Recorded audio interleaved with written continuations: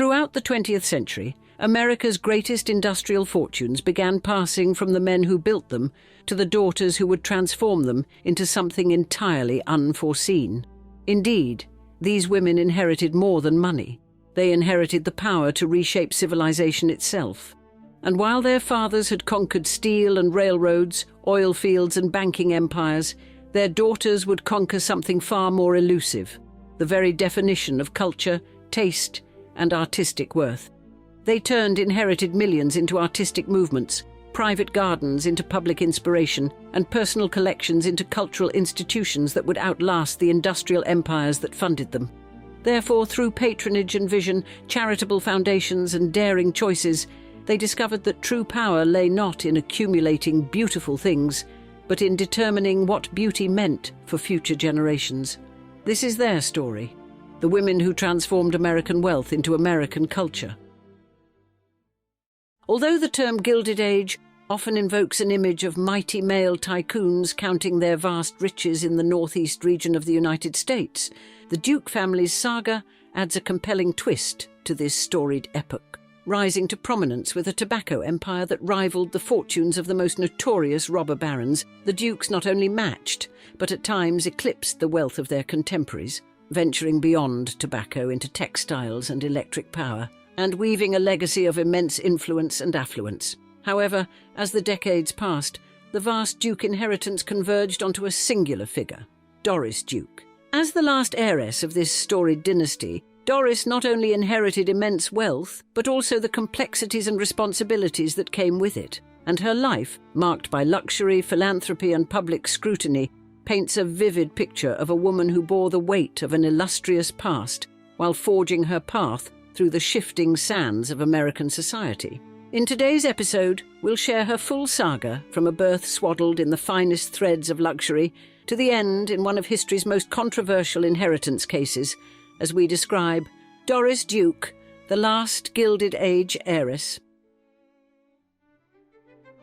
Doris Duke, once dubbed the richest girl in the world, beheld an empire built on the golden leaves of tobacco, a legacy handed down by her industrious father, James Buchanan Duke.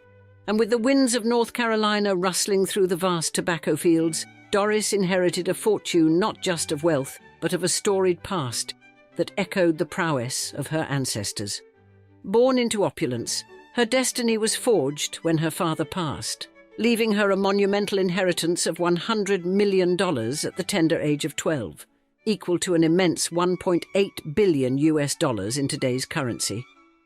Her mother's subsequent demise in 1962 further bolstered her coffers, adding a staggering $250 million, or $2.5 billion today, to her already burgeoning fortune. It was a bequest that would grow under her watchful eye to over $5.3 billion by the time she drew her last breath in 1993. But Doris was not merely a passive heiress. She was a maven in her own right. Her strategic acumen saw her multiplying her inheritance, her investments wisely placed in behemoths like General Motors and meticulously managed by a team of sharp financial minds. However, it was not just stocks and bonds that captivated Doris. Her passion for the arts and architecture spoke of a soul yearning for beauty and expression. Her homes were her sanctuaries, each a symbol of her multifaceted interests and luxurious lifestyle. For example, Duke Farms, her principal abode, sprawled over 2,700 acres in New Jersey. This estate was not just a home, but a verdant paradise showcasing her horticultural zeal within the Duke Gardens, a place where nature's splendour was both preserved and showcased. And the allure of the exotic drew her to build Shangri-La, a magnificent ocean-front estate in Honolulu. Here, Doris indulged her fascination with Islamic culture, crafting a residence that was both a home and a museum, its halls adorned with intricate mosaics and antiquities that whispered tales of distant lands. Summer found her in Newport, Rhode Island, at Rough Point, a grand manor where the echoes of the Gilded Age lingered in its lavish halls, and here the Atlantic's briny breezes mingled with the scent of fresh blooms from meticulously manicured gardens. Her life in Manhattan was punctuated by two residences, one a penthouse with sweeping views from its generous veranda, the other a practical space dedicated to the meticulous management of her empire. In Beverly Hills, Falcon Lair added a sprinkle of silver screen magic to her collection, once the domain of Rudolph Valentino. Yet Doris's interests were not confined to static beauty. Her collections of art and jewellery were legendary, her tastes impeccable. Masterpieces by Picasso and Van Gogh shared space with intricate Islamic artefacts and lush Southeast Asian furniture, creating a panorama of global culture and history. Wine flowed like ambrosial nectar in her homes, with over 2,000 rare bottles collected, each a story of vine and vigour. And her jewels, sparkling at Christie's auction house long after her passing, fetched sums that spoke of their breathtaking allure. Thus Doris Duke lived a life painted on a canvas of grandeur, each stroke a bold colour of ambition, taste, and philanthropic spirit. And yet from her earliest days she was pressured to uphold an immense dynasty of unfathomable wealth, which would be difficult on any child. Born under the shimmering skyline of New York City on the 22nd of November 1912, Doris Duke emerged into a world glittering with wealth and promise. The only child of James Buchanan Duke, a magnate in tobacco and hydroelectric power, and his second wife, Nanaline Holt Inman. And even in infancy, she was swaddled in privilege, quickly dubbed the richest little girl in the world by a media captivated by her opulent beginnings. You see, the Duke family fortune, rooted deeply in the success of the American Tobacco Company and Duke Power Company, shielded young Doris from want, casting her in the role of heiress to an enviable empire. And her childhood playground was Duke Farms, the aforementioned majestic 2,000-acre estate in New Jersey, where the seeds of her future as a guardian of nature and beauty were sown among sprawling gardens and quiet, leafy retreats. Yet her father's untimely demise in 1925, when Doris was just a girl of 12, left her the steward of a fortune large enough to rival the coffers of small nations. And this inheritance was not just monetary. It came with the weight of expectations and the eyes of the world keenly watching her every move. The ensuing legal battles over her father's estate thrust her into the harsh spotlight of public scrutiny. Despite these trials, Doris's education was as elite as her social standing, moulding her into a polyglot with a fluent command of French and a cultured individual with a refined taste in arts and aesthetics. This intellectual and cultural grooming was complemented by her tutelage under Estelle Liebling in New York City, where she honed her vocal talents, a pursuit that would deepen her lifelong patronage of the arts. But Doris's life was not merely one of leisure. It was a canvas of exploration and expression. Her foray into the arts during her youth blossomed into significant philanthropic contributions, particularly to the performing arts, echoing her father's legacy, who, before his death, had established the Duke Endowment with a monumental gift of $40 million, subsequently leading to the renaming of Trinity College to one Duke University. Then the responsibilities of her vast wealth came into sharper focus in 1934, when at 21, Doris received the first installment of her inheritance. It was then she established Independent Aid, Incorporated, setting a precedent for what would become over $400 million in donations across her lifetime, often given anonymously to causes as diverse as her interests. And her marriage to James Cromwell in 1935 expanded her world further, their honeymoon a grand tour spanning the globe. It was during these extensive travels, especially in the Middle East and Asia, that Doris cultivated a deep appreciation for Islamic art, a passion that would manifest in her creation of Shangri-La, a sanctuary in Honolulu dedicated to Islamic culture and arts. Her life, enriched by relationships and cultural exchanges, like her friendship with the Kahana Mokas in Hawaii, thus showcased her openness and curiosity. However, back home stateside, she was just beginning her legendary life of philanthropy.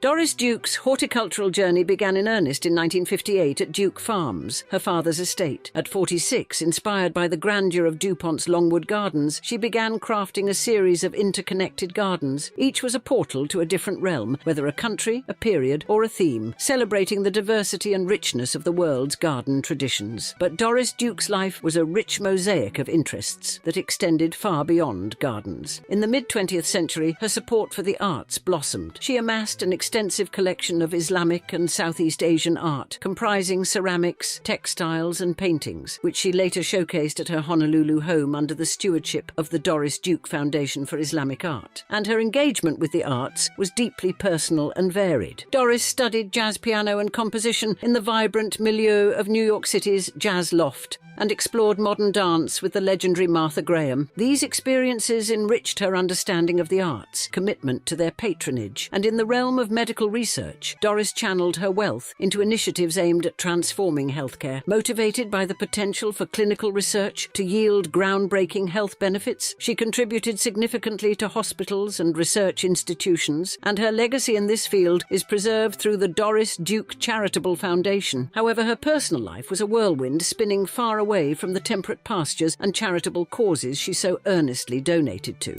Doris's marriage to James H.R. Cromwell, strained by political tumult and the heartbreaking loss of their infant daughter Arden in 1940, dissolved by 1943.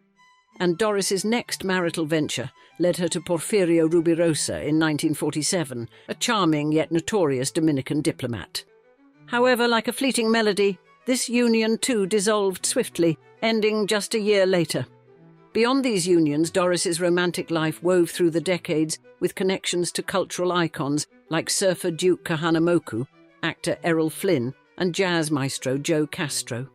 Each relationship added layers to her mystique, feeding the public's fascination with her life beyond her wealth. Furthermore, the 1960s brought not just glamour, but controversy, notably marked by the mysterious death of her friend and decorator Eduardo Tirella in 1966. Under the pall of suspicion, the incident at her Newport estate, with Doris at the wheel, concluded with Tirella's death, ruled an accident, a verdict whispered to be coloured by Doris's influence. The echoes of this event rippled into a series of legal entanglements that seemed to define much of Doris's later life. From suing her own mother at 13 to control her vast inheritance, to her litigious reputation that saw her embroiled in over 40 lawsuits, her life was a series of battles fought both in and out of courtrooms. One of the most publicised was her sudden decision to adopt and then disinherit Chandi Hefner, leading to a sprawling legal saga over her billion-dollar estate following her death in 1993. In the twilight of her years, further controversy emerged around her mental state and the decisions surrounding her estate, particularly her choice to name her butler, Bernard Lafferty, as executor, a move that sparked battles over potential undue influence.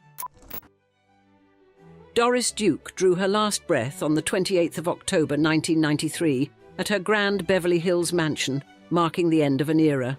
And her demise, attributed to progressive pulmonary edema leading to cardiac arrest, seemed a natural conclusion to a life of opulence and influence.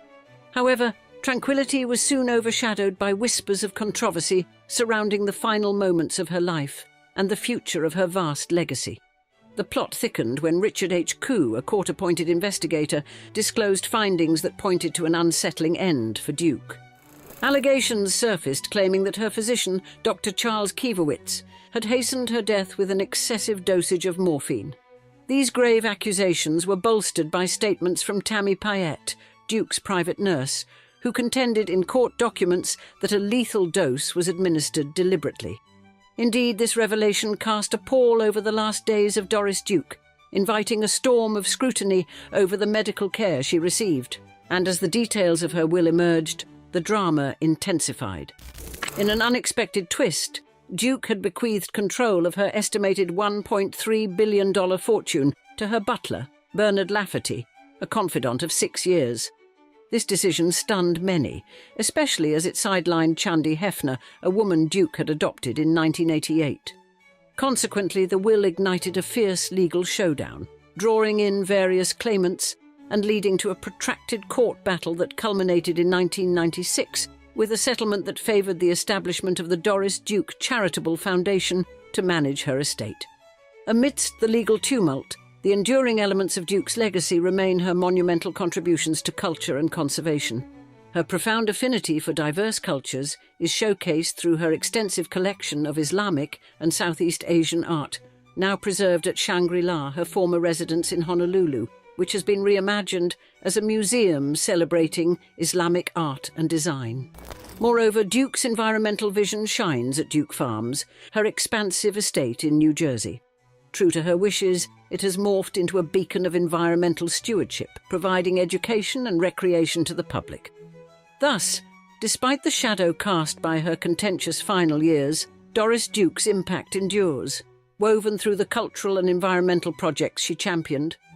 Her legacy, punctuated by her dedication to the arts, historic preservation, and ecological conservation, continues to resonate, affirming her significant role in shaping American cultural and philanthropic landscapes. Peggy Guggenheim was more than just a wealthy heiress.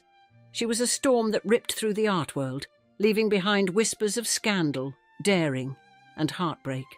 Born into the gilded cage of not one but two prominent New York elite families, she defied the social mores of her time, and by the time she was 12, she had already accused her father of keeping a mistress, a man who later perished heroically aboard the Titanic. But tragedy didn't temper Peggy's appetite for life. It merely fueled her pursuit of artistic rebellion and sensual liberation. With a reported over 3,000 lovers, including painters, writers, and revolutionaries, she loved boldly, shamelessly collecting not only art, but the most notorious men of her era. And while her personal life was a wild affair of broken marriages and torrid affairs, Peggy's true romance was with modern art. Indeed, she transformed the staid world of galleries with her daring exhibitions, befriending the likes of Picasso and Jackson Pollock.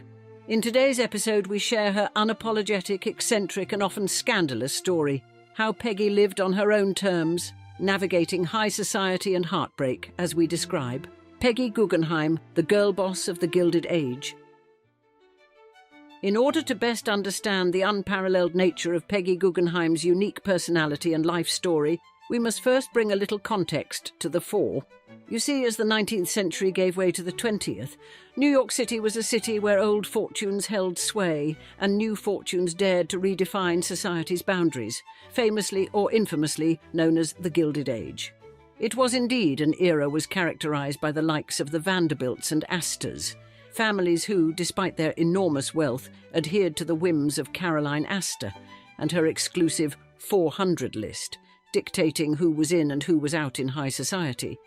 And Peggy's family, with their vast resources, mirrored these societal giants, striving to cement their place in the annals of New York's elite through displays of wealth and social gatherings that rivaled the grandeur of their established counterparts.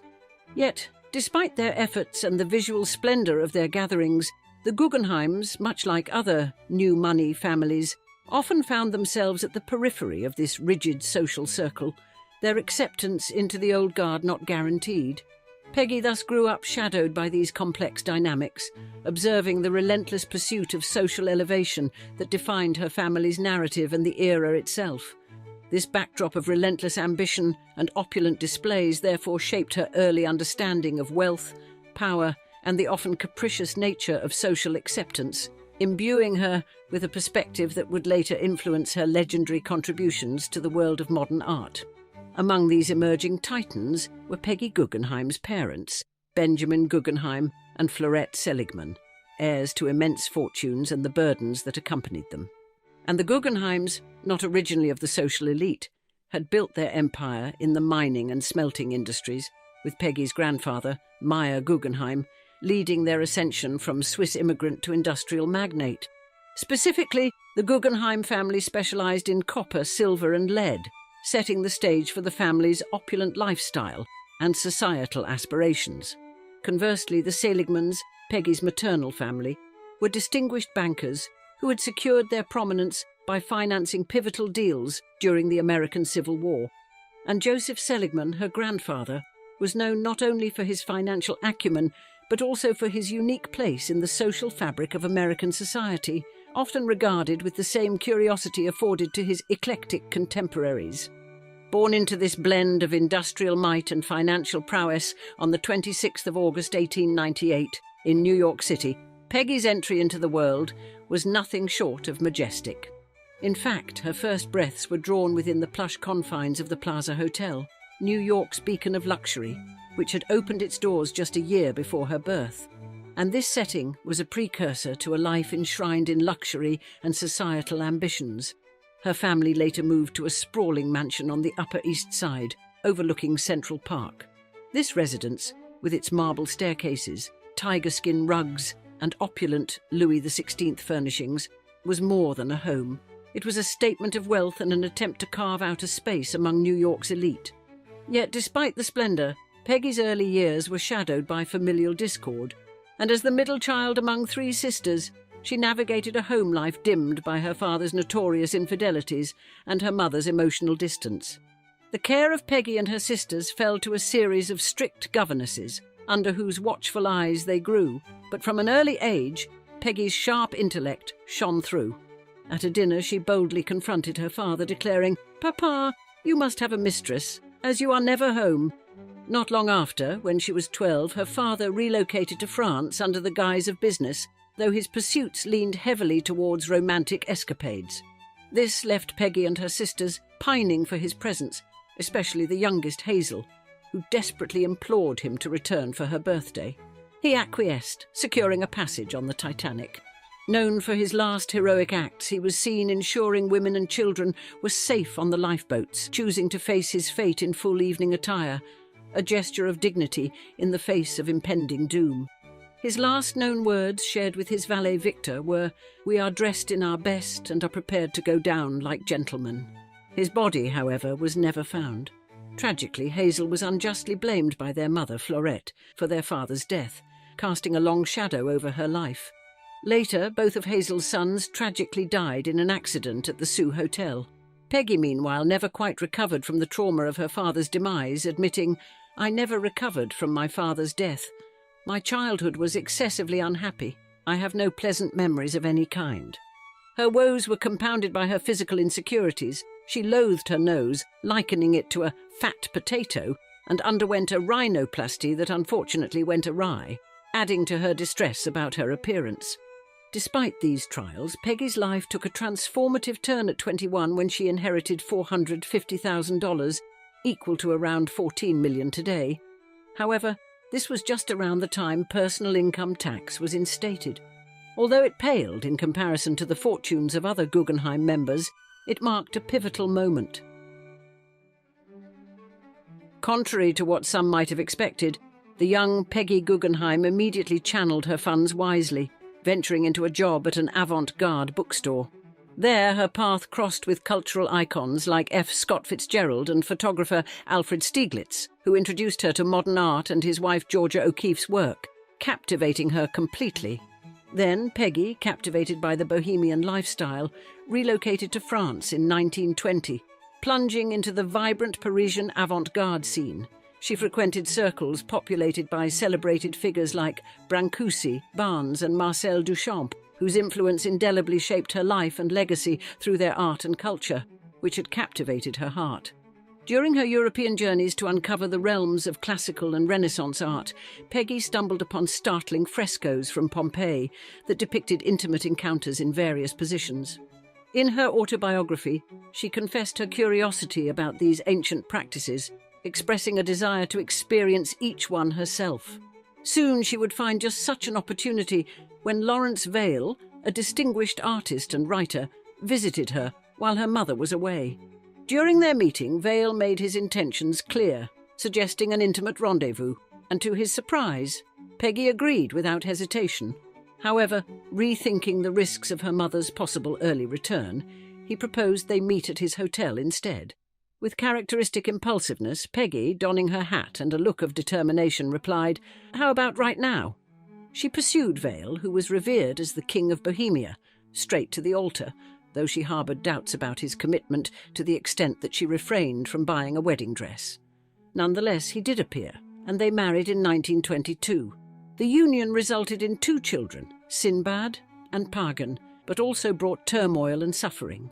Peggy showered her emotionally distant husband with affection, which he repaid with cruelty, at times physically abusing her by walking on her stomach, submerging her head under water, or humiliating her by smearing jam in her hair. In his novel Casimir Weekend, Vale penned a thinly veiled, unflattering portrayal of Peggy through the character of Annabella, a wealthy American depicted as self-centered, shallow and manipulative, using her wealth and status to influence others while lacking in genuine affection and support. Despite enduring much, Peggy's breaking point came upon discovering his affair with novelist Kay Bow, and she promptly ended the marriage, gaining custody of Parjan, while Sinbad remained with Lawrence. Peggy's relationship with her children mirrored her own mother's distant parenting style. She famously remarked she would trade her son for a Picasso. After divorcing Vale in 1928, Peggy met British writer and critic John Holmes while visiting friends, and their relationship began with a memorable kiss in a tower, an encounter she attributed in her autobiography as the catalyst for all that followed. However, this relationship too turned sour as Holmes exhibited abusive behaviour, including forcing her to stand naked by an open window in winter, throwing whiskey in her eyes, and threatening physical harm. Shockingly, his actions were intended to mar her beauty so that she would be undesirable to others. Despite the chilling treatment from John Holmes, Peggy's captivity to his cruel whims was abruptly ended. Holmes, who required a routine surgery following a horse-riding accident, suffered a fatal heart attack on the day meant to bring him relief. Now, liberated from his torment and a previous disastrous marriage, Peggy embraced a life of fleeting romances, her spirit unbound and desire untamed.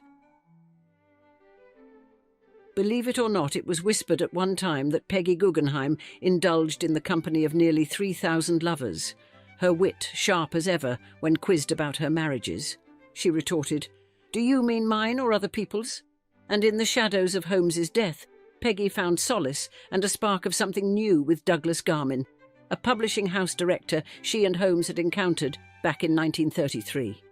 You see, following Holmes's demise, Garmin, moved by some unspoken promise of what could be, penned a heartfelt letter to Peggy. Their bond quickly turned romantic over shared meals and intimate evenings. However, as Garmin dove deeper into the political arena, joining the Communist Party of Great Britain and entwining himself with Marxist ideologies, his commitment to Peggy waned, and his life became a series of lectures and travels, leaving Peggy alone and longing. Eventually, Garmin's heart wandered to a comrade within the party, with whom he departed, leaving Peggy to grapple with the fragments of yet another failed relationship. At a crossroads, Peggy, having been defined by her roles as wife and lover for 15 years, refused to drown in her sorrows. Encouraged by friends, she seized on the idea of channeling her passion into the arts. So in 1938, she relocated to London and unveiled her own art gallery. Her inaugural exhibition showcased the stirring pieces of Jean Cocteau, setting the tone for a hub that would soon draw modern art luminaries like Henry Moore and Pablo Picasso. Around the same time, Peggy's path crossed with Samuel Beckett in Paris at a dinner hosted by James Joyce. After walking Peggy home, Beckett, rather boldly, sprawled himself on her sofa and invited her to join him. This spontaneous act sparked a fervent romance. Despite his financial struggles, Beckett took joy in driving Peggy's sports cars, and they once secluded themselves in a hotel for 4 days, their only contact with the outside world being to order room service. But Peggy's romantic escapades, a heady mix of passion and excess, gradually waned as World War II loomed, closing yet another chapter of her vibrant love life. Despite the changing tides, her commitment to art never faltered, and she vowed to acquire a painting daily, adding masterpieces by Picasso, Dali and Braque to her collection, earning her the title of the Bohemian Queen of the European art scene. During one memorable visit to Picasso's studio, her artistic ambition was met with derision.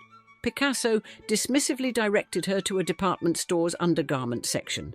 Undaunted, Peggy persisted in her mission until the impending war forced her to confront the peril her prominent Jewish heritage posed. Just a week before France capitulated, she too had to acknowledge defeat and planned her retreat to the United States. Before departing, Peggy sought to safeguard her collection, but the Louvre turned her down, deeming modern art unworthy. Resourceful as ever, she arranged for her treasures to be hidden in a friend's barn in the Vichy countryside, a temporary sanctuary amid chaos. At 45, Peggy returned to the US with a colourful entourage that included her ex-husband, his soon-to-be ex-wife, her 2 children, and the painter Max Ernst. Despite the upheaval, her passion for art remained undimmed.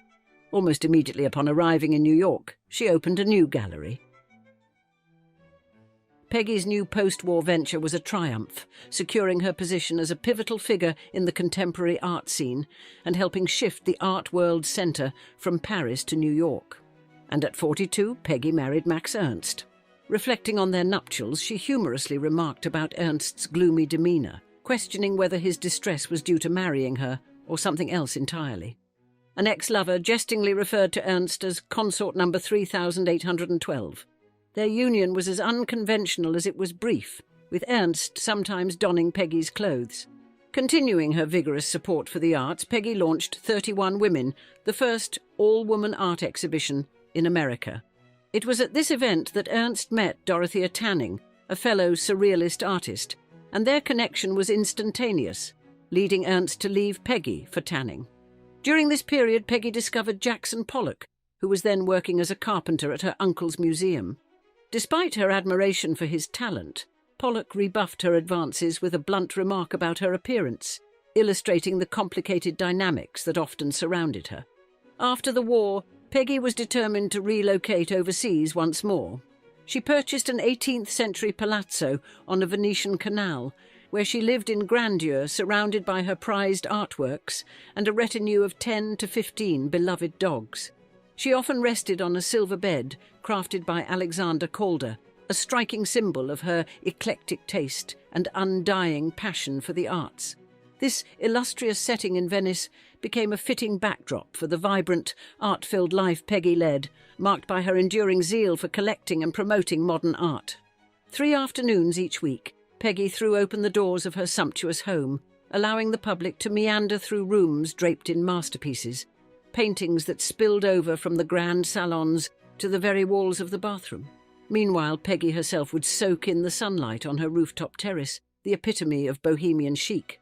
Peggy's gatherings were legendary, drawing a mosaic of famous faces like Yoko Ono, Tennessee Williams, and Truman Capote. And her companions were as eclectic and vibrant as her art collection, ranging from gondoliers to race car drivers, these thrill-seekers and wanderers, capturing her heart. But tragedy pierced this colourful tapestry in 1967 when Peggy's daughter, Pegine, a talented but tormented artist battling alcoholism and depression, ended her own life, leaving behind 4 young sons. The news reached Peggy via telegram, a blow from which she never fully recovered. Mourning the daughter she described as more of a sister and friend, Peggy confessed, "Her death has left me quite bankrupt." In a poignant tribute, she dedicated a room in her Venetian palazzo, exclusively to Pegine's artworks. But it was in her later years that she found the courage to keep going. In her later years, Peggy, often revered as the Medici of modern art, lived a solitary life with only her 14 dogs for company. She was frequently seen gliding through the canals in her private gondola, the last of its kind in the city, reflecting on life with a mixture of nostalgia and melancholy. Peggy once remarked, "I adore floating. I can't think of anything as nice since I gave up on sensual relations, or rather they gave up on me." Peggy Guggenheim passed away in 1979 following a stroke, having directed that her ashes rest in a quiet corner of her beloved garden alongside her cherished dogs. This final act ensured that her spirit and her love for art would forever remain intertwined with her cherished Venetian home. In the last chapter of her extraordinary journey, Peggy Guggenheim stood as a beacon of artistic innovation and personal freedom. She navigated her tragedies with indomitable resilience, celebrated love in its myriad forms, and reshaped the art world with her bold vision. Her legacy, stitched together with threads of passion, scandal, and staunch independence, continues to captivate and inspire.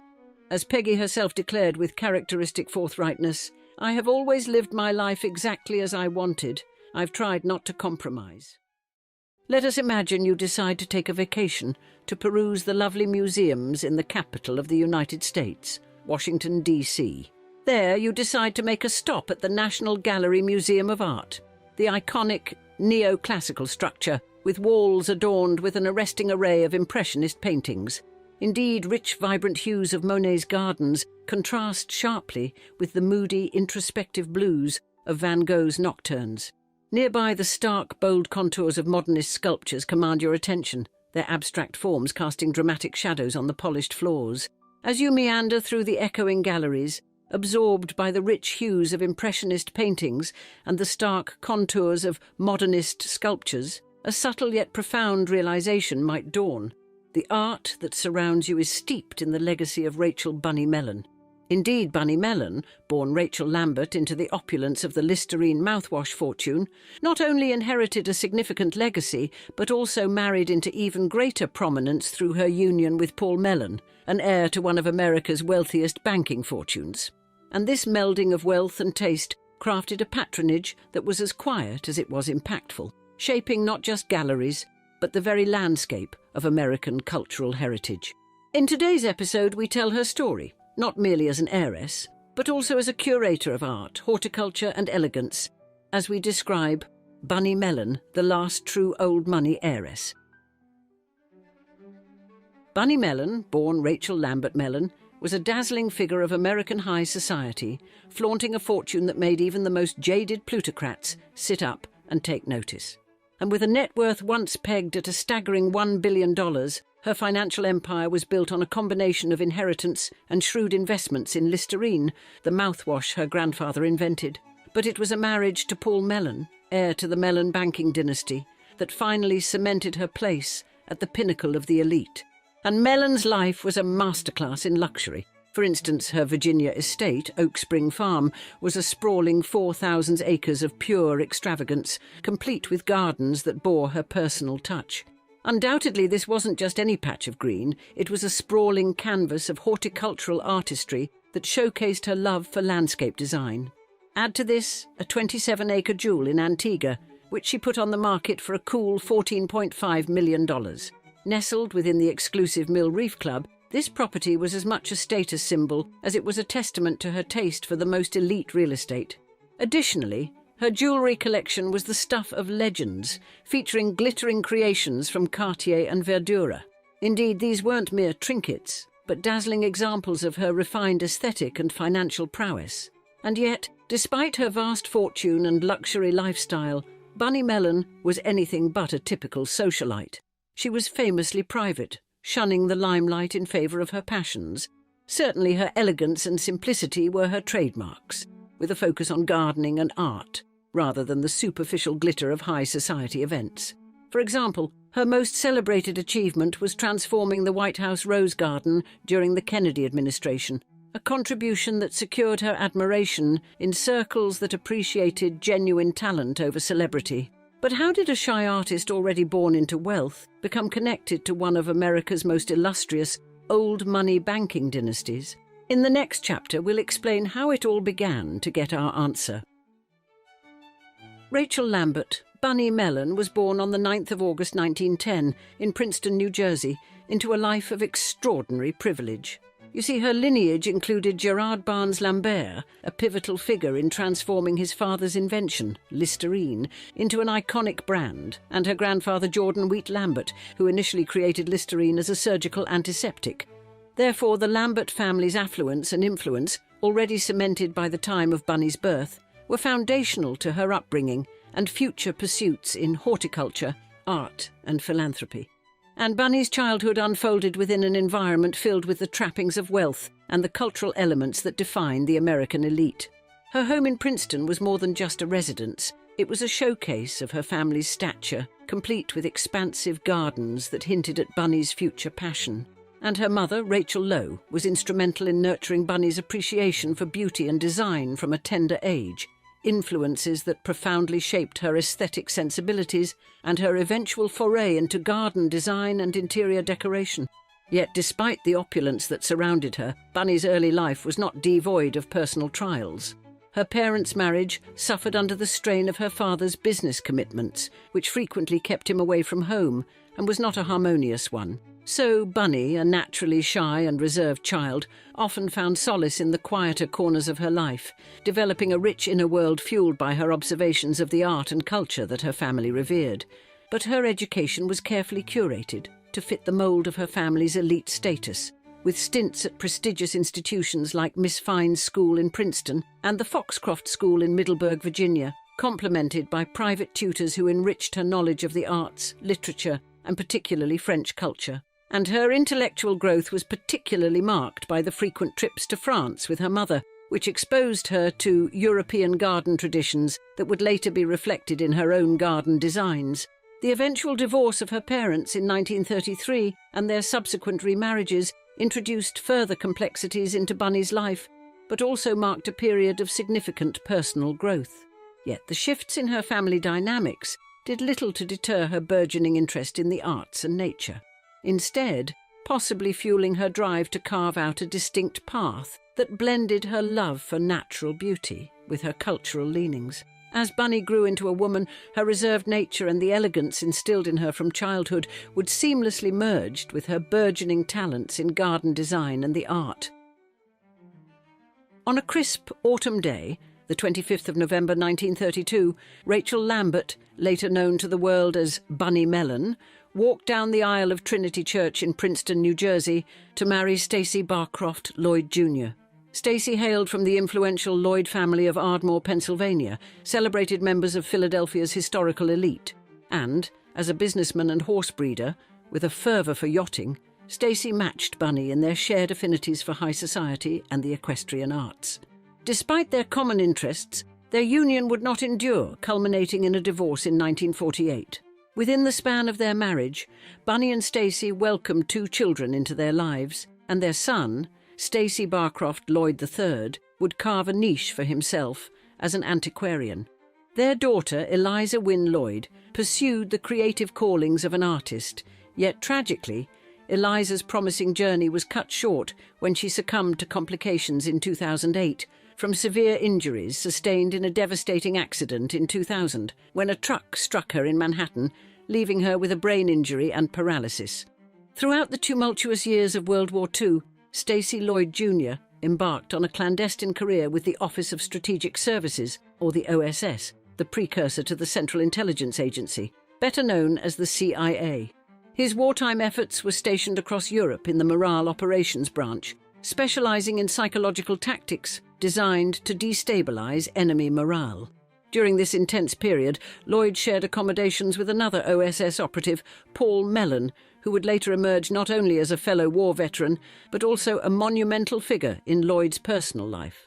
You see, following his separation from Bunny, Stacy saw his former wife and his wartime comrade, Paul Mellon, unite in matrimony on the 1st of May, 1948. This union turned a new leaf in Bunny's storied life, intertwining her path with one of America's most illustrious families. Paul Mellon was no stranger to prominence. As the son of Andrew W. Mellon, a famed financier and 3-time U.S. Treasury Secretary, he was steeped in wealth and cultural heritage. And as an ardent art collector, Paul found a kindred spirit in Bunny. Their marriage blossomed into a dynamic alliance focused on art collection, philanthropy, and their mutual love for horse breeding. The Mellons meticulously assembled an exceptional art collection, focusing on European masterpieces from the 18th and 19th centuries.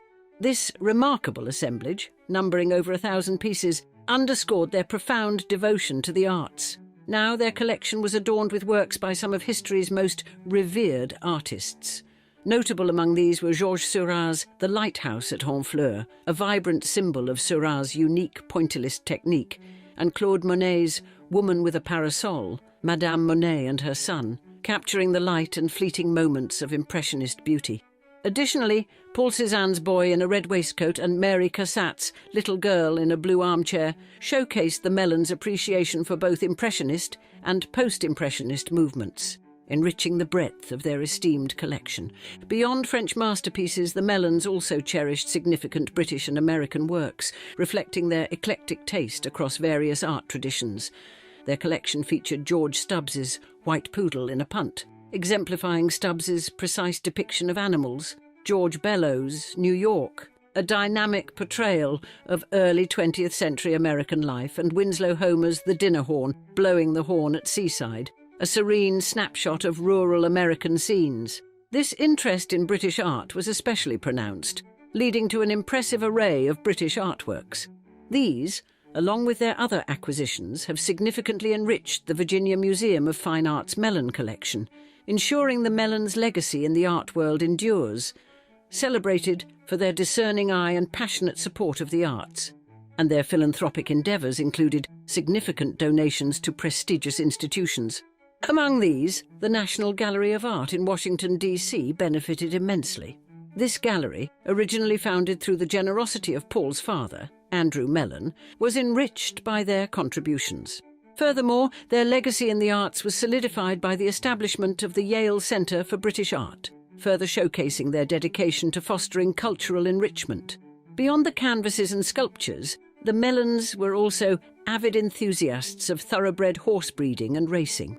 Their most celebrated success came with their horse, Sea Hero, who clinched victory at the Kentucky Derby in 1993, and this achievement highlighted their dedication to maintaining and promoting equestrian traditions that they passionately upheld. And Bunny was particularly noted for her expertise in horticulture.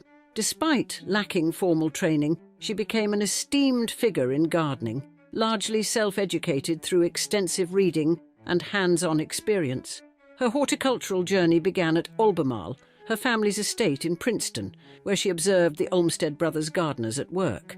Specifically, her designs were influenced by renowned French gardeners such as André Le Nôtre and Jean-Baptiste de la Quintigny, whose philosophies she admired and incorporated into her own work.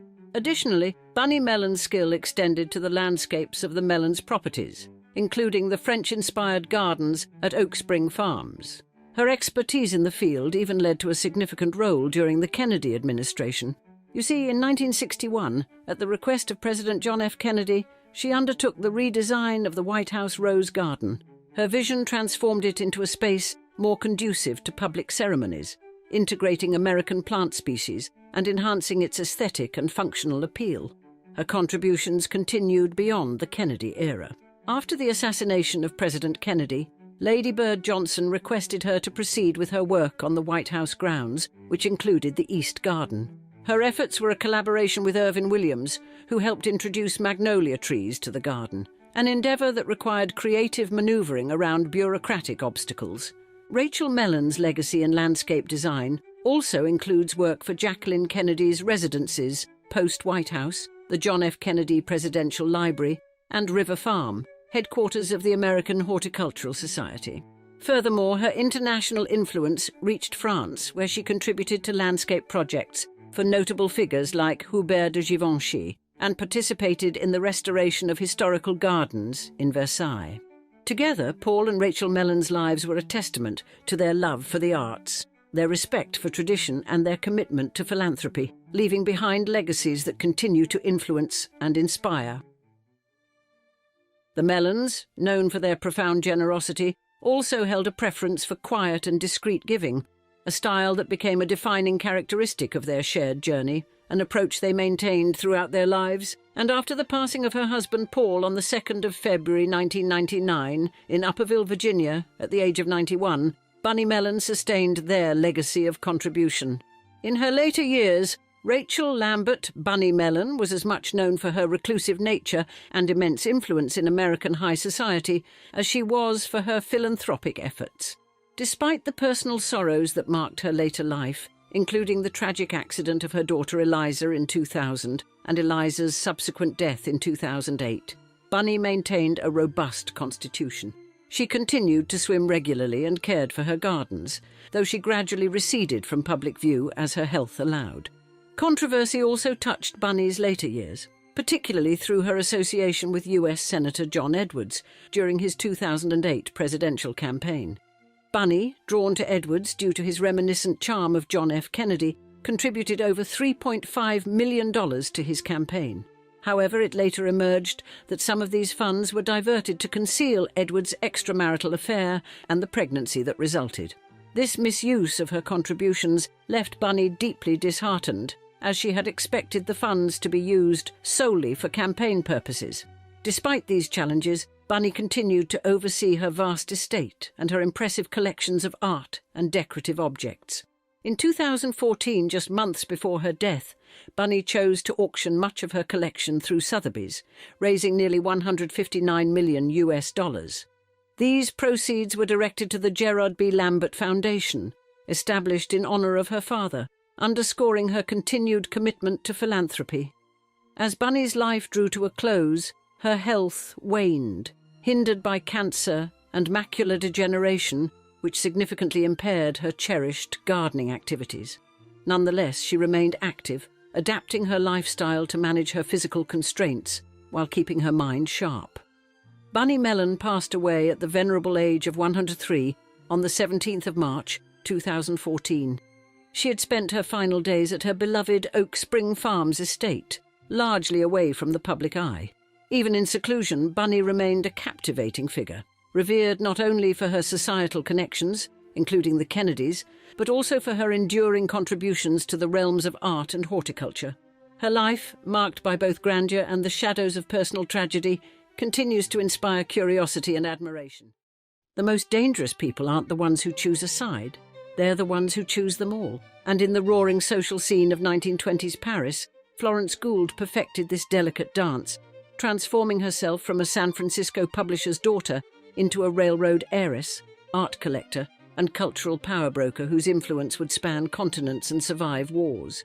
Indeed, her legendary salons would host artists and intellectuals, Nazi officers and resistance fighters, as she played a dangerous game of survival that would ultimately lead to both infamy and enduring cultural influence. On today's episode, we share not just another tale of a society hostess caught in history's crossfire. We tell you the story of a woman who saw opportunity in chaos, who understood that in times of war, morality becomes a luxury few can afford, as we describe Florence Gould, the American socialite who owned Paris. The rhythmic clatter of cable cars echoed through the financial district of San Francisco in 1895 as Maximilien Lacaze, a French publisher who had transplanted his family to America, welcomed his daughter Florence into a world of stark contrasts. The city, perched between the raw frontier and civilized society, perfectly embodied the dualities that would come to define his daughter's remarkable life. Young Florence inhabited two worlds from her earliest days. In the family's San Francisco home, her mother maintained the traditions of their French heritage, serving as a bridge between the old world and the new. The Lacaze household operated on a curious blend of American and French customs, with Florence absorbing both cultures with extraordinary ease. By age 10, she could shift effortlessly between proper French manners and American directness, a skill that would serve her well in decades to come. The 1906 earthquake that devastated San Francisco proved a pivotal moment in Florence's development. As flames consumed the city's grandest neighborhoods, 11-year-old Florence witnessed the transformation of her world. The sight of San Francisco's wealthiest citizens reduced to refugee status left an indelible impression. In later years, her friends would recall her frequent references to that morning, when she learned that survival often meant knowing when to abandon a sinking ship. Florence's education reflected her dual heritage. Her schooling in San Francisco provided a foundation in American culture, while her family's French connections kept her tethered to her European roots. Her quick wit and remarkable memory made her a natural student of human nature. Teachers noted her unusual ability to identify and exploit social opportunities, though they couched this observation in more diplomatic terms. As she matured, Florence developed a striking beauty that matched her calculated approach to life. The end of the Great War in 1918 brought new possibilities for a young woman of her ambition. Feeling constrained by San Francisco society and yearning for broader horizons, she made a bold decision that would alter the course of her life. She set sail for France, ostensibly to serve as a nurse in the war's aftermath, though her true ambitions reached far beyond humanitarian service. In Paris, she would reinvent herself, eventually even adjusting the spelling of her surname to Lacaze to enhance its aristocratic appeal. What began as a temporary adventure would transform into a decades-long saga that would scandalize European society. As she departed San Francisco's familiar shores, few suspected that this daughter of a French publisher would become one of the most notorious American expatriates in Paris, or that her path would soon cross with Frank J. Gould, heir to one of America's greatest railroad fortunes. The society columns noted her departure as a minor event, but none could predict the extraordinary story that would unfold once Florence set foot in post-war Paris. As she steamed toward Europe, leaving behind her carefully constructed American identity, she carried with her an ambition that would reshape both her destiny and the social landscape of the French Riviera. Post-war Paris pulsed with an electric energy that suited Florence Lacaze perfectly. Having arrived as a nurse, she quickly traded her uniform for sequins, finding work as a showgirl in the city's glittering nightclubs. Already well connected in Parisian society, she moved effortlessly between the city's artistic circles and social elites, building a network that would serve her for decades to come. It was in this heady atmosphere that Florence's path crossed with Frank J. Gould, heir to the vast Gould Railroad fortune and 18 years her senior. Their courtship unfolded against the backdrop of 1920s Paris, culminating in their 1923 marriage. While Florence had already established herself in French society, the Gould name and fortune added considerable weight to her social position, opening new avenues for her ambitions. The newlyweds shared a passion for French culture, particularly the arts. Together they began building an impressive collection of French Impressionist paintings, their shared appreciation for fine art forming a cornerstone of their partnership. Their social gatherings became known for their perfect blend of intellectual discourse and artistic appreciation, attracting writers, artists, and musicians alongside diplomats and industrialists. The Hôtel Provençal marked another chapter in Florence's ascent through French society.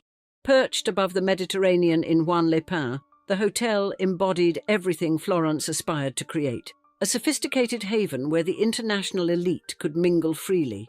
Under her guidance, the property became a gathering place where titled Europeans danced until dawn with Hollywood stars, and cultural boundaries dissolved in the warm Mediterranean air.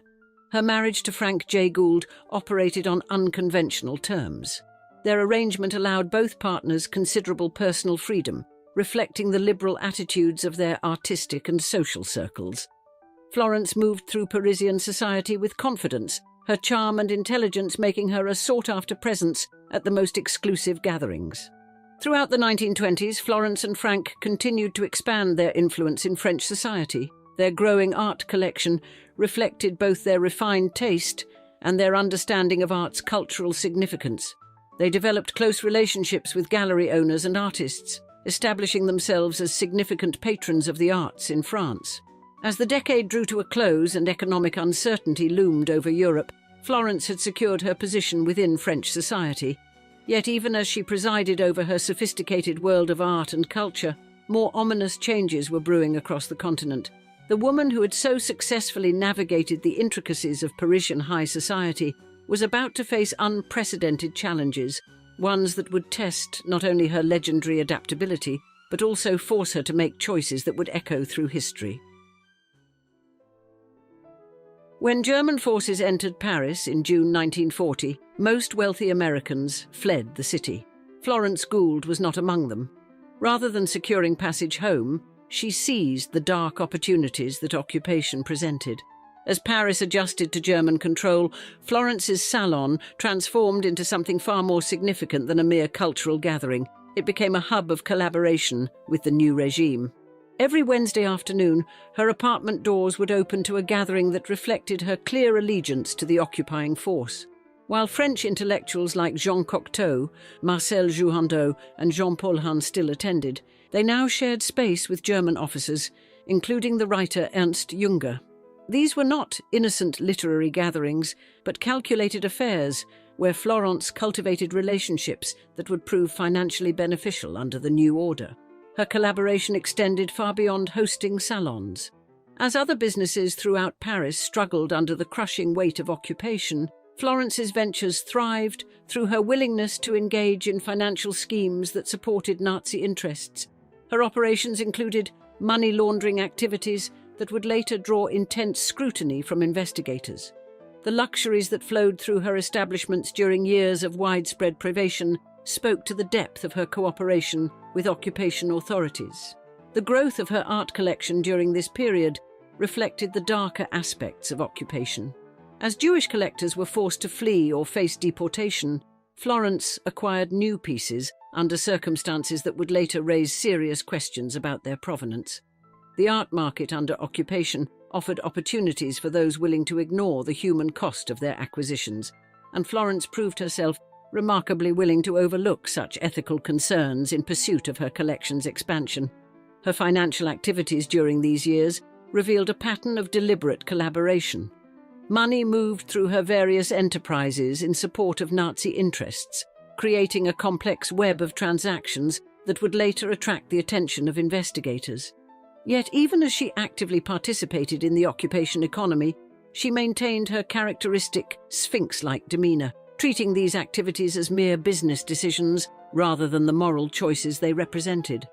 As liberation approached in 1944, Florence's position became increasingly precarious. When Allied forces neared Paris, her years of collaboration with the occupation forces placed her in serious jeopardy. In the immediate aftermath of liberation, French authorities began investigating her role during the occupation years, and she faced potential charges of high treason. While she ultimately avoided conviction due to insufficient evidence for a legal case, rather than any clever maneuvering on her part, the investigation cast a long shadow over her reputation. Documents about her wartime activities accumulated in Swiss banks, creating a paper trail that would eventually reveal the extent of her collaboration with the occupation regime. As Paris emerged from the shadow of occupation, Florence Gould faced the challenge of surviving in a city eager to punish collaborators. But even as she worked to distance herself from her wartime activities, the evidence of her choices during those dark years was already safely preserved in Swiss vaults, documents that would eventually expose the true nature of her relationship with the Nazi regime. The liberation of Paris in 1944 forced Florence Gould to confront the consequences of her wartime collaboration. Despite investigations into her activities with Nazi officials and facing potential treason charges, she embarked on a calculated campaign to rehabilitate her tarnished reputation. The strategy she devised would rely heavily on cultural philanthropy to obscure her wartime past. Her salon continued, though its nature had been irrevocably exposed by the occupation years. The same room that had hosted German officers now served as a testament to her survival instincts, rather than any genuine cultural leadership. While some literary figures like Paul Léotot and Jean-Paul Hahn still attended, their presence could not erase the memory of her wartime associations. The gatherings now carried the weight of recent history, despite attempts to focus conversation elsewhere. Florence's substantial wealth, accumulated through controversial financial dealings and money laundering for Nazi interests, provided the means for her attempted rehabilitation. Rather than face the same financial ruin that befell many collaborators, she used her resources to establish the Florence Gould Foundation. This organization, focused on Franco-American cultural exchange, represented a calculated effort to distance herself from her wartime activities. The establishment of literary prizes became a cornerstone of her reputation management strategy. The Critics' Prize, the Roger Nimier Prize for Literature, the Max Jacob Poetry Prize, and awards for engraving and musical composition were all created with clear intent to present herself as a patron of French culture rather than a wartime collaborator. These prizes, while genuine in their support of the arts, served an equally important purpose in her broader campaign of image rehabilitation. Frank J. Gould, who had spent much of the war in the United States, found his own reputation affected by association with Florence's activities. Their marriage, always one of convenience rather than convention, continued to provide mutual benefits even as they lived increasingly separate lives. Florence retained the Gould name, understanding its utility in her efforts to maintain social position despite the shadows cast by wartime investigations. By the 1950s, Florence's strategic philanthropy had achieved some success in shifting public attention from her wartime activities, though it could not erase them entirely. The investigations into her collaboration with Nazi officials and her financial dealings remained part of the public record, even as she worked to build a new identity as a cultural benefactor. Her survival and continued influence spoke less to any rehabilitation of character than to the power of wealth to blur historical memory. The evidence of her wartime choices remained clear and documented, requiring no future discoveries to reveal their extent. The woman who had actively collaborated with occupation forces was not so much transforming herself as attempting to build a parallel narrative through institutional philanthropy. As she approached her later years, Florence understood that while her foundation might influence cultural life for generations to come, it could never fully obscure the reality of her wartime decisions. The coming decades would determine whether her calculated strategy of cultural patronage would succeed in overshadowing her documented collaboration with the Nazi regime. But first, she would need to ensure that her carefully constructed post-war narrative could withstand the weight of historical truth that no amount of philanthropic giving could erase. The Mediterranean sun cast long shadows through the windows of Florence Gould's coastal villa in early 1983.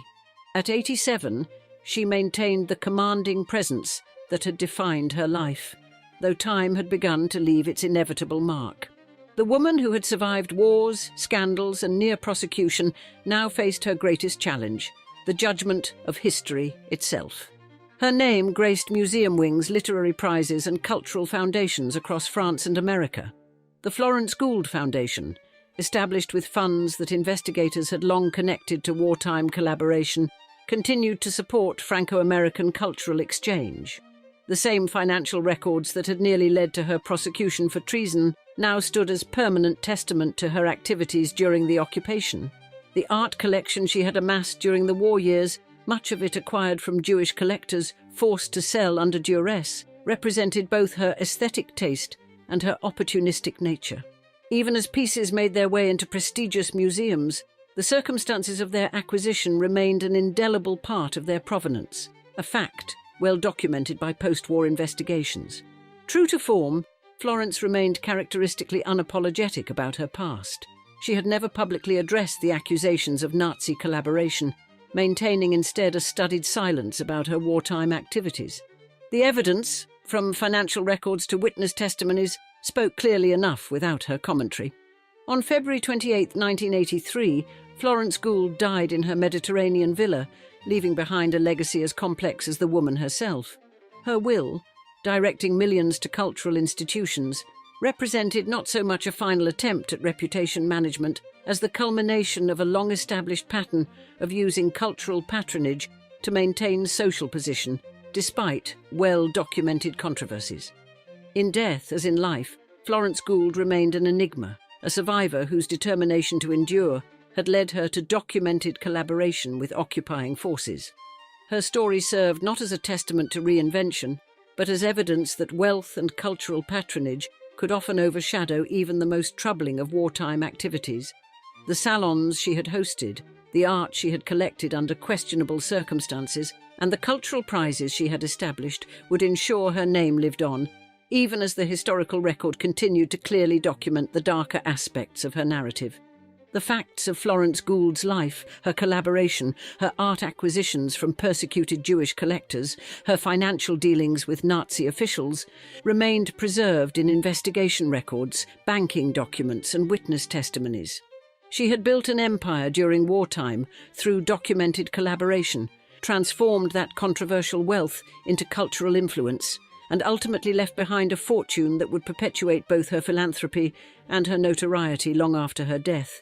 In the end, her legacy served as a stark reminder that in times of war, the line between survival and complicity was often crossed not by necessity but by choice.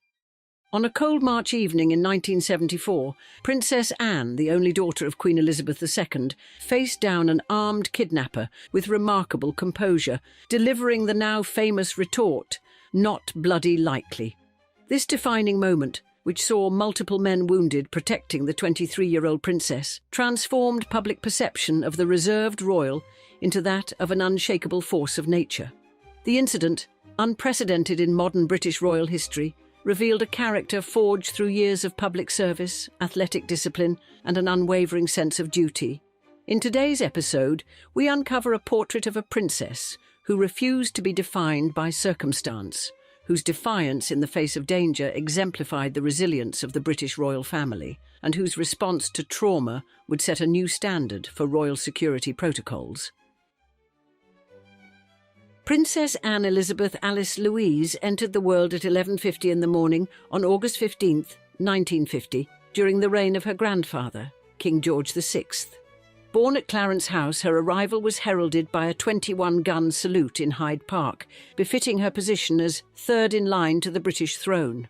Under the careful guidance of Governess Catherine Peebles, Anne received her early education within the walls of Buckingham Palace, laying the foundation for a life of service and discipline.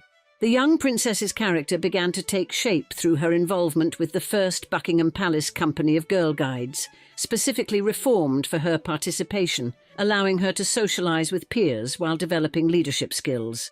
Her education continued at Benenden School, where she distinguished herself academically, earning 6 General Certificate of Education ordinary levels and 2 advanced levels, before embarking on her public duties at the age of 18 in 1969. It was in the world of equestrianism that Anne truly found her calling, demonstrating the determination and fearlessness that would later serve her in moments of crisis. Her prowess in the saddle led to remarkable achievements, including winning the individual title at the European Eventing Championship in 1971, with her homebred horse, Doublet, earning her the prestigious BBC Sports Personality of the Year award. The princess's competitive spirit drove her to even greater heights as she competed with the British event team, securing silver medals in both individual and team disciplines at the 1975 European Eventing Championship.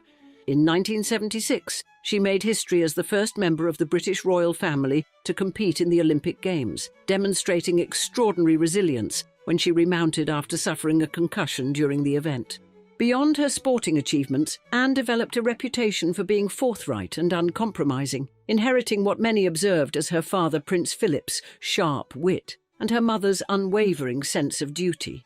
Her marriage to Captain Mark Phillips in 1973 marked a new chapter in her life, with their Westminster Abbey ceremony drawing an estimated television audience of 100 million viewers. This union represented Anne's independent spirit, as Phillips declined the earldom traditionally offered to untitled men marrying into the royal family, resulting in their children being born without titles. By early 1974, Princess Anne had established herself as a formidable figure, an Olympic athlete, a working royal, and a young woman who approached her duties with remarkable focus and determination. These qualities, honed through years of public service and athletic competition, would prove invaluable when faced with an unprecedented threat to her life and liberty. Her mastery of horses had taught her to face charging dangers head-on, a skill that would prove unexpectedly relevant on a London street where no royal had faced threat since medieval times.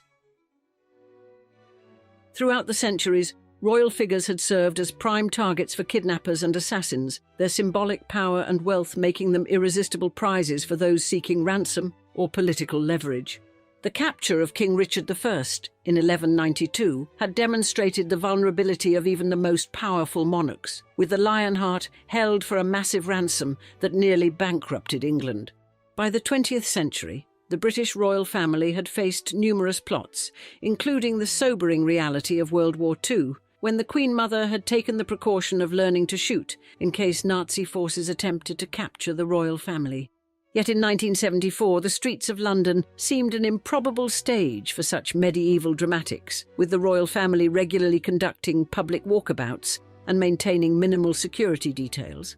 This facade of invulnerability shattered at 8 o'clock on the evening of March 20th, 1974, as Princess Anne's dark green limousine made its way down the Mall toward Buckingham Palace. A white Ford Escort suddenly swerved in front of the royal vehicle, forcing it to an abrupt halt mere minutes from the palace gates. From the escort emerged Ian Ball, a 26-year-old unemployed labourer whose outward ordinariness masked a plot of shocking audacity. Ball immediately opened fire, his first shot striking Princess Anne's chauffeur, Inspector Alex Callender, in the shoulder. Inspector James Beaton, Anne's personal bodyguard, leaped from the vehicle to protect the princess, only to be met with a bullet to the chest before his own weapon jammed at the crucial moment. Within the disabled limousine sat Princess Anne and her husband of 4 months, Captain Mark Phillips, their evening return from a charity event, having transformed into a scenario that would have seemed implausible mere minutes before. Ball, having incapacitated both the chauffeur and bodyguard, advanced to the rear door of the limousine, yanking it open to reveal his true target, the Queen's only daughter. In his possession was a carefully crafted plan, a typed ransom letter demanding £2 million, handcuffs and Valium tranquilizers, all intended to facilitate a scheme that would have seen Queen Elizabeth II herself flying to Switzerland to deliver the ransom. The Royal Protection Protocols of 1974 had never anticipated such a brazen attack, with Anne's security detail consisting of a single bodyguard carrying a Walther PPK pistol, a weapon that had proved devastatingly inadequate when it mattered most. As Ball levelled his weapon at the princess, the scene had already become the first attempt to kidnap a member of the British royal family in modern history, shattering centuries of assumed safety on London's most prestigious avenue. In the back seat of the limousine, Princess Anne assessed her attacker with the same calculating gaze she had used countless times to size up a threatening jump on the equestrian course. Unaware that her next words would echo through British history, her response would reveal that while centuries of royal kidnapping attempts had taught the family to fear such moments, they had failed to account for one crucial detail. This particular princess had no intention of playing the role of victim.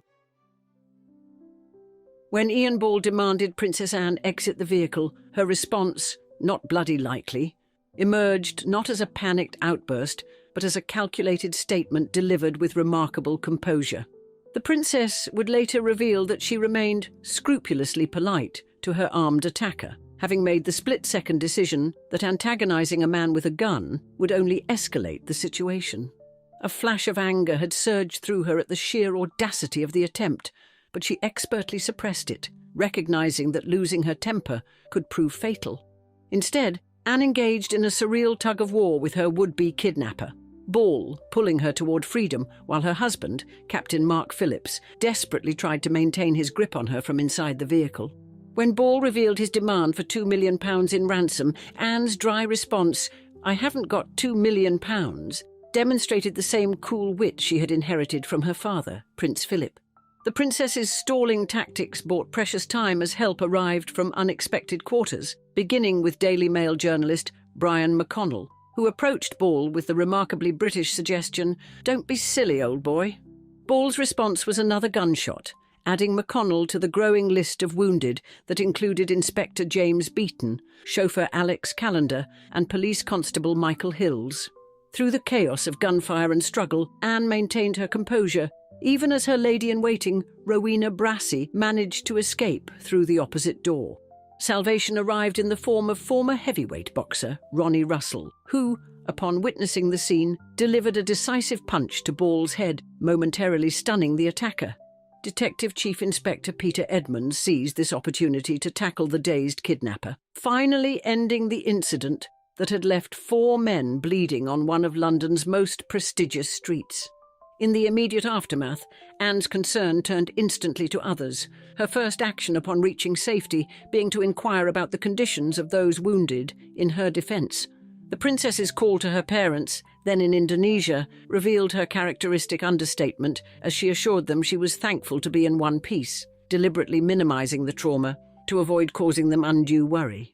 Queen Elizabeth II responded to the bravery of Anne's defenders by awarding the George Cross to Inspector James Beaton, while Ronnie Russell and the other injured men received the George Medal and Queen's Gallantry Medal for their valour. Ball's subsequent psychiatric evaluation revealed a delusional plot involving handcuffs, tranquilizers, and a planned escape to Switzerland, leading to his indefinite detention at Broadmoor Hospital. Anne's refusal to attend any form of therapy or counselling following the incident spoke to both her stoic nature and her determination not to let the attack define her life. Within days, the princess returned to her royal duties, approaching them with the same unflinching dedication that had helped her survive the kidnapping attempt. The entire episode had lasted mere minutes, but its ripples would fundamentally alter both royal security protocols and the public's perception of the Queen's only daughter. The 1974 kidnapping attempt transformed not just royal security protocols, but also the public's perception of Princess Anne, recasting the reserved royal as an emblem of unflinching courage.